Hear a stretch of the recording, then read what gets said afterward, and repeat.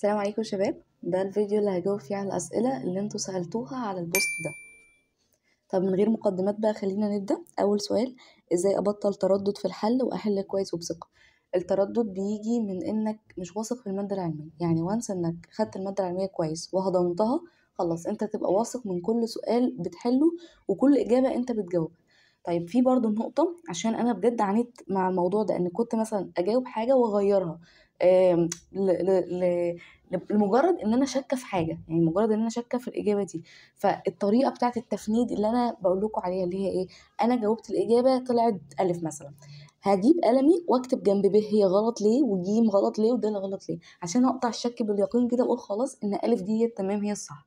لو انا مذاكر كويس، ولو انا هاضم منهجي كويس ومش مفوت حاجه وحافظ كل حاجه كويس وعامل كونكشن كويس كده ومحترم، يعني من الاخر مذاكر مذاكره محترمه، هعرف احل ومش هتردد. طب السؤال اللي بعد كده: ازاي اكتب مقال الانجليش؟ انا كنت عملت فيديوهين عن الانجليش، فيديو قريب وفيديو كان من شهر تقريبا، اسمعوهم بس عشان برضو يعني نرضي كل الاطراف. ازاي اكتب مقال انجليش؟ اول حاجه، لو مش بتعرف تكتب خالص اتعلم، يعني شوف مدرس تاخد منه الستبس ازاي بنعمل واحد اتنين تلاته. طيب انا برضو هديكوا يعني زي جايد لاينز كده. انت خد المقال، يعني العنوان بتاعه. اول حاجه انت عندك انترو كونكلوجن، دول ثوابت عندك. بعد كده هتقسم البلك، ويبقى فاضل البلك. انا عندي انترو كونكلوجن البلك. البلك بقى تتقسم ايه: 3 أو 4 باراجرافات على حسب الموضوع وعلى حسب هو ياخد معاك قد ايه. انا مش هكتب ومش همسك قلمي واحط حاجه الا لما اعرف بالعربي انا هكتب ايه. لازم ترتب، عارفين اللي هو زمان واحنا في البدايه لما كان يقول لنا اكتب عناصر الموضوع التعبير، اهو ده. انت ممكن تكتبهم عادي بالعربي، بس اهم حاجه تبقى عارف هتقول ايه. ما تخشش كده والله بسم الله الرحمن الرحيم انا داخل هكتب بلغه جديده مش عارف اصلا هقول ايه.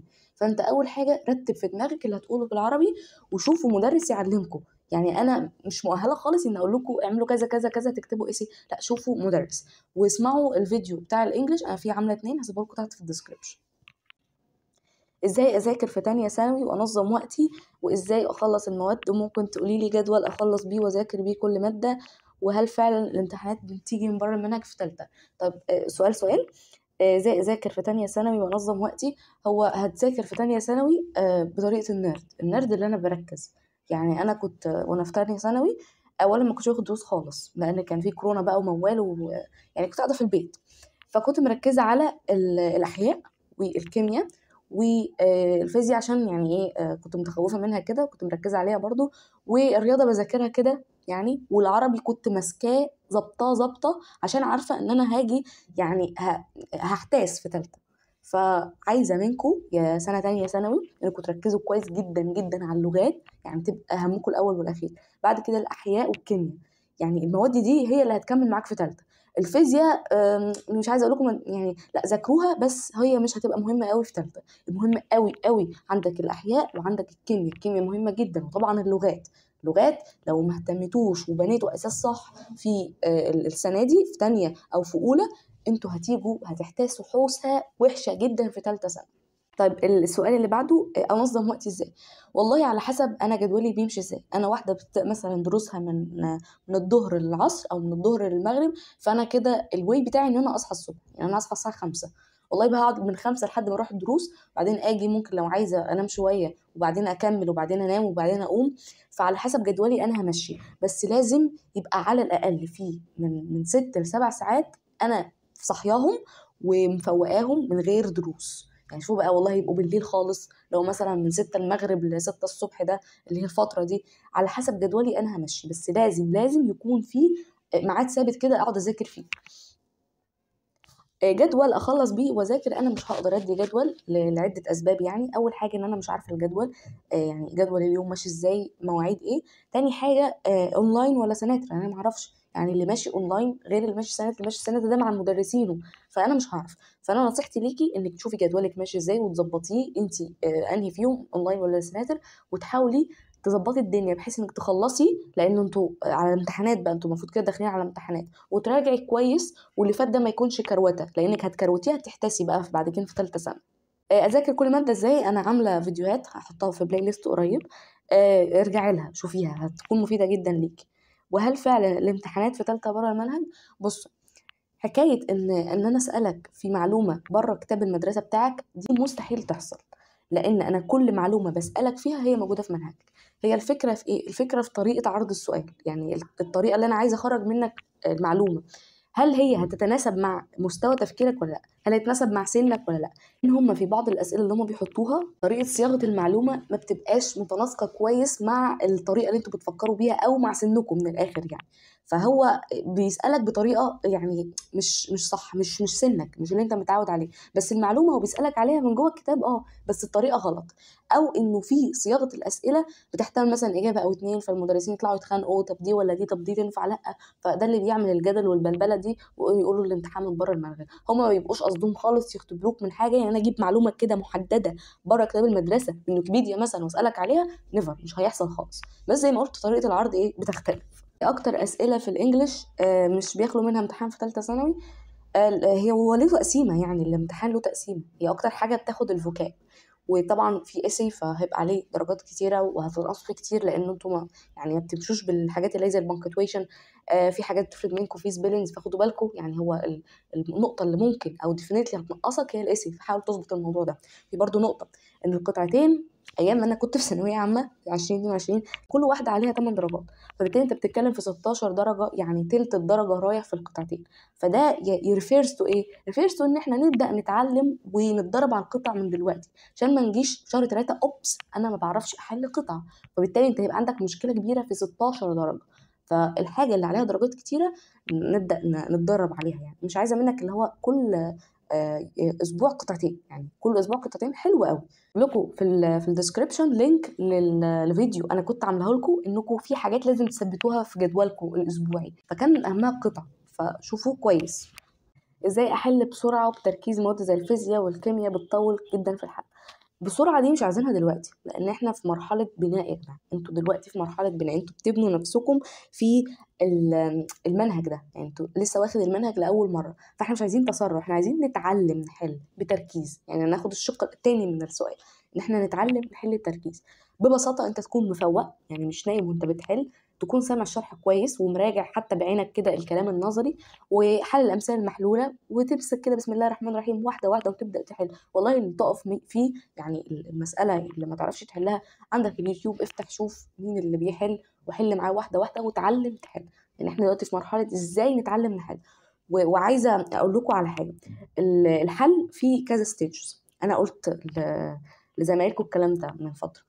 الستيج واحده واحده. اول حاجه ان انا بتعلم ازاي احل، انا بتعلم، انا واخده منهج جديد وهتعلم ازاي اعمل ابلايد عليه، ازاي انا احل عليه. تاني حاجه هتعلم ازاي احل بتعلم، يعني انا اتعلمت ازاي احل، هتعلم بقى من خلال الحل، اللي هو زي ما قلت لكم احنا نمسك سؤال سؤال ونفنطه كده ونشوف رايح فين وجاي منين وكان عايز يوقعني في ايه والمعلومه دي مش مكانها هنا اصلا. فاهمين؟ في حاجه اسمها تفنيط السؤال كده، لان انا ابقى بتعلم من السؤال. السؤال ممكن يلففني في كذا حته في المنهج. فده اللي هو السنس بقى في التعلم، انت بتتعلم صح. بعد كده المرحله الثالثه، وانا بص السؤال بالعيني، انا خلاص عرفت هو عايز ايه ودي غلط ليه ودي صح ليه، اللي هو بقى ايه بسرعه وبتركيز، اللي هو دي اخر ستيج بقى، ان انت خلاص بتبربر للامتحان اصلا. فيعني خدوا في بالكم الحكايه دي، وانا هكلمكم عليها في فيديو منفصل برضه. ازاي اراجع القديم لاني حاسس اني ناسيه؟ هو حاسس ماشي، انما انت مجرد ما تعمل ريفيو عليه كده، لو انت مديله حقه صح في الاول خلاص هتفتكره. بس ازاي نراجعه؟ لو مفيش تراكمات، احنا خلاص خلصنا التراكمات دي، وبمناسبه التراكمات ما تنسوش ميعادنا ان شاء الله يوم الجمعه. وبجد يعني اللي مش هيشارك يبقى هو اللي خسران، يعني انت قدامك فرصه كويسه اهو. فيعني اضغطوا على نفسكم شويه. لو مفيش تراكمات وخلاص لميناها، هناخد كل يوم جمعه نقعد نراجع فيه القديم. يعني انت خلصت اهو حاجه الاسبوع، انت ماشي اول باول ما بتراكمش، فناخد يوم الجمعه ده اتليست مثلا نص ولا حاجه هنقعد نراجع فيه القديم. بس لازم يكون في مراجعات دوريه للقديم، وانك تحل من كتاب تاني زي ما قلت، لان خلاص يعني انت لو فوتت الفتره دي بقى فانت كده بتضر نفسك. فلازم تبداوا من دلوقتي تحطوا بقى خطه ازاي نراجع وازاي نحل وهكذا. طبيعي اخد وقت وانا بذاكر، انا في الاخر بحس اني فهمت الدرس وحليت كويس، بس الموضوع ده مسبب لي ازمه اني ما بقدرش اخلص اكتر من 3 حاجات في اليوم، ده لو صحيت بدري. 3 حاجات في اليوم في الفتره دي كويس، لان انتوا في مرحله يعني معركه بجد، انتوا في لب الموضوع دلوقتي، انتوا دلوقتي في ايه، في قلب المعركه. فانت المنهج تقيل عليك دلوقتي حاليا، والله تقيل. ف3 حاجات كويس، يعني 3 مواد اعملهم كويس واحل عليهم، ده حاجه كويسه جدا جدا جدا. فما تقلقوش من الموضوع ده. بس وقت طويل وانا بذاكر، لو في وقت بيضيع في ان انا مثلا بسرح او بقوم او بضيع وقت، يعني في وقت ضايع لا ده لازم نوقف الحنفيه دي نقفلها. طب لو مفيش وقت وانا بذاكر، معلش ادي الوقت المذاكره وابني كويس، لانك في الاول وفي الاخر انت بتبني بيت. النظام اللي انت ماشي بيه ده، او حاليا انت بتبني بيت اهو. هتيجي في الاخر عايز بقى ايه، تاخد التشطيب بقى النهائيه. فلو انت ما بنيتوش كويس من دلوقتي، هيتهد فوق دماغ لا قدر الله في الاخر. فده اللي هو ايه، عمال يكروت ويجري في المنهج. لما انا بديله حقه صح خلاص. لما لو هنشوف كده، هنشوف مثلا في وقت ضايع 5 6 ساعات ضايعين في اليوم ولا حاجه، نشوف بيضيع في ايه ونقفل الموضوع ده. ازاي انظم مذاكرتي بين الدروس؟ باخد الدروس في مكان بعيد، وبركب مواصلات، وبفضل بره كتير، وبرجع البيت تعبانه ومش قادره اذاكر. وايه رايك في موضوع درسين واحد بيشرح كويس والتاني بيتابع معايا؟ ثانويه عامه 2024، ادعوا لي ربنا يوفقني بالطب، ربنا يوفقك للي فيه الخير. ادعوا للي فيه الخير يا جماعه، وربنا يعمل لكم اللي فيه الخير يعني، ما تقلقوش. ربنا يوفقك يا ستي للطب. بصوا، اول حاجه ايه رايي في موضوع واحد بيشرح وواحد تاني بيتابع؟ انتوا مش اطفال. انت تتابع نفسك. انت عشان تروح تضيع وقتك في درسين، انت اولى بالساعه دي. يعني لو حتى هم 3 ساعات في الاسبوع، يعني انت اولى بيهم تقعدهم تلم فيهم حاجات، تاخد نفسك. انت هتيجي منها تاخد نفسك، انت تتابع نفسك، انت تحل مع نفسك، انت تصحح لنفسك، انت تلف للمدرس، وما تسيبوش الا لما تاخد منه المعلومه اللي انت عايزها. ما انت بتدفع له فلوس ليه؟ يعني انت دلوقتي اهو قدامك مدرس وانت بتدفع له وبتحضر، فمن حقك عليه انك تاخد منه كل معلومه انت عايزها. في ناس بتقولي انا بتكسف اسال، لا مثلا لا اكون ما فهمتش او كده. تكسفوا؟ السنه دي يا قاتل يا فنكوش، اعرفوا كده. فيعني ماشي، هيبقى والله هتتذلوا كتير، انا عارفه السنه دي كلها ذل وقرف، وانك تقعد ماشي ورا الاسيستنت ولا اللي معرفش ايه وتقعد تقول الكلام ده مقرف. بس معلش يعني انت اللي محبوب، معلش فخدوها معلش. يعني ايه، طبطبوا على نفسكم كده واعصروا شنه ليمون، واعملوا كل الحاجات اللي يعني هتضيع الكرامه دي في سبيلك تاخد المعلومه. طيب، باخد الدروس في مكان بعيد، وبركب مواصلات. المواصلات لو في مثلا انت قاعد في مواصلات يعني وقت طويل، فدي مش هنضيعها. يا اما هنراجع يا اما هنسمع ريكوردات كنا مسجلينها لنفسنا. وانا قلت الكلام ده 300 مره. ده انا وانا بقعد مثلا باخد الدرس او كده، بسجل لنفسي ريكورد، بحيث ان انا لو قاعد فاضي يبقى ده بالنسبه لي مراجعه. والله 10 دقائق 10 دقائق هتلم فيهم كل النقط. فده يعني سكه المواصلات ان انا مش هضيعها.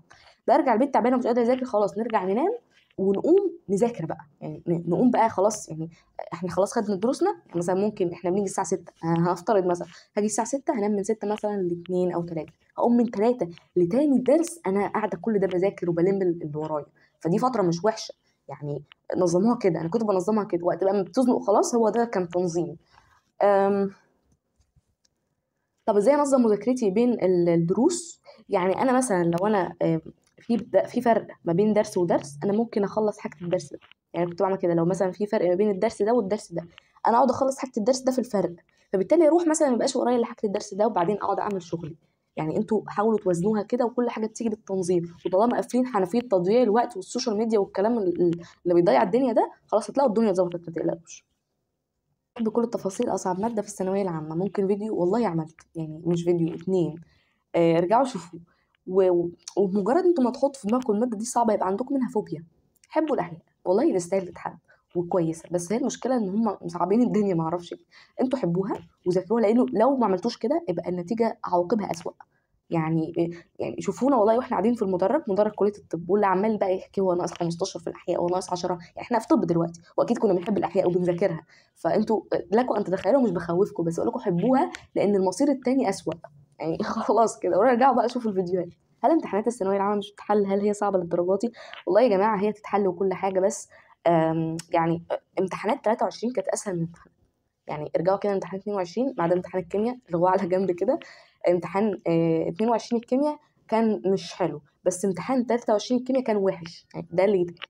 امتحانات 22 كتوتالي هي كانت اصعب من 23 بمراحل، لان كان فيها تعقيدات كتيره وكان فيها اسئله كده. وانتوا لما تيجوا تقارنوا، يعني انتوا اكيد لازم هتحلوا امتحانات 21 22 23. قارنوا هتعرفوا 21 اسهلهم، 22 اصعبهم، 23 نص نص ما عدا امتحان الكيمياء. فهي لا، هي تتحل، بس عايزه يعني الناس اللي هي بتاكل كتب تمام وبتشرب الملخصات. آم، كيف معرفش المفروض ازاي الواحد يتميز، يعني عشان يكون اقرب واحد للطب. ايه المفروض يعمل عشان يكون متميز؟ المتميز انك تعمل حاجه الناس ما بتعملهاش، وده يخليك تدور يعني زمايلك بيعملوا ايه. ده اللي انا قلته، بس قلته للدفعه اللي قبلكم يعني، انه اسال وشوف. يعني مثلا لو انت واقف كده ولقيت في شله من الصحاب مثلا رايحين يسالوا مدرس على حاجه، شوف الكتاب اللي بيسالوا منين.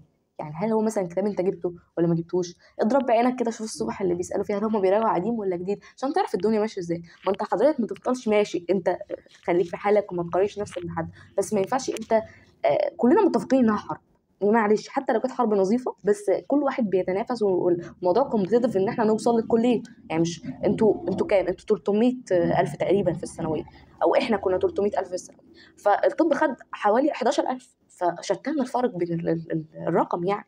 فهي منافسه، فانت عشان تاخد مكان لازم تعمل وتوصل له، فعشان توصل له لازم تشوف اللي حواليك بيعملوا ايه وتعمل احسن منهم، ده اللي يخليك متميز. طب ايه برضو اللي يخليني متميز؟ معلش، انك تشتغل بجانب المدرس. يعني زي ما قلت برضه كلنا بناخد عند نفس المدرسين وكلنا بنحل من نفس الكتب، بس مش كلنا هندخل طب. مين اللي هيدخل طب؟ اللي بيشتغل على نفسه اكتر، اللي بيحل بدل الكتاب 2، واللي بيحل بدل الكتابين 3، واللي بيشوف المدرس ده بيقول ايه وبيروح بقى على القنوات التانية مدرستنا وكده ويشوف الموضوع ده. بمناسبة مدرستنا يا جماعة، وانا نسيت برضو اقول النقطة دي في موضوع الانجليش. بصوا، آه، في ناس سألتني على حكاية التكست والليسننج والكلام الغريب اللي بيبقى موجود، اللي هي القطع القراءة دي، هل احنا نقراها ولا لا؟ انا هقول لكم ايه اللي بيحصل في مدرستنا. التوتر او المدرس اللي بيجي بيكون جايب قدامه التكست دي وبيقعد يفصصها كلمه كلمه، حرفيا بيقعد يفصصها كلمه كلمه. انا استغربت هما كانوا بيعملوا كده ليه، يعني انا ما كنتش بصراحه الحكايه دي يعني عامله لي اهميه وبصراحه كنت بطنش زيهم كده، بس لقيت هما بيفصصوها، فاكيد هما مش بيعملوا حاجه تضيع الوقت يعني. لقيتهم بيطلعوا منها اكسبريشنز، كلمات، وممكن قواعد صغيره تتسال عليها، حتى قواعد مش في المنهج يعني، عادي يعني، زي مثلا ايه انجوي بيجي وراها اي ان جي، فاهمين اللي هو اكيد يعني مش بالبساطه دي، بس انا بديكم اكزامبل. فاعملوا كده. انا مش بطلب منكم انكم تفصصوا كل حاجه، لان دي مش شغلتك للاسف، دي شغله المدرس اللي بتاخد عنده، وهو لو ما بيعملش كده هو حرام عليه، وانتوا طالبوهم بكده، هم عايزين نفصص كده. طب هو لو ما عملش كده، انت تعمل ايه؟ هتاخد كل يوم جمعه تاخد تكس، مش هياخد منك نص ساعه، ابدا فصصه معاك نوتس، واحده واحده كده امشي، هتطلع اكسبريشنز والكلمات، لو في كلمه مهمه مثلا، او في حرف جر بيجي وراه حاجه، او كلمه ريليتد لحرف جر معين ممكن يسالك فيها، كلمه ما بتاخدش وان والكلام ده كله، الحاجات دي الصغيره، وده ازاي تبقى مميز يعني، ده المدخلنا بقى. طيب، برضو في سؤال، اه يا دكتور، عندي مشكلة في معادلات الباب التاني، لما بيجيلي ناتج أو شوية ألغاز في السؤال ما بعرفش. بصوا يا جماعة، أنا عارفة حكاية الباب التاني ده، وأنا عارفة يعني I remember this، أنا كنت متبهدلة فيه. ايه بقى البهدله اللي بتبقى موجوده؟ والله يقول لك انا عندي ماده بيضه حطيت عليها ماده ايه وماده بي، ما دبتش في ماده ايه ودبت في ماده بي، وبعدين حطيت عليها ماده سي طلعت عفريت ابيض. يعني معلش يعني، هو بتبقى دوخه كده. بس انا هقول لكم انا حليت الموضوع ده ازاي. انا جبت ورقه جمعت فيها كل الكواشف، يعني اللي هو المجموعه الاولى والمجموعه الثانيه وما اعرفش ايه، انا مش فاكراهم بصراحه، بس انا كنت فاكره ان انا ايه منظماهم كده بالوان وطريقه حلوه قوي. وبعد كده جبت ورقه بيضه قسمتها نصين، هنا النص ده كان فيه المواد البيضاء اللي بتدوب في احماض مثلا، وهنا المواد البيضاء اللي ما بتدوبش في احماض.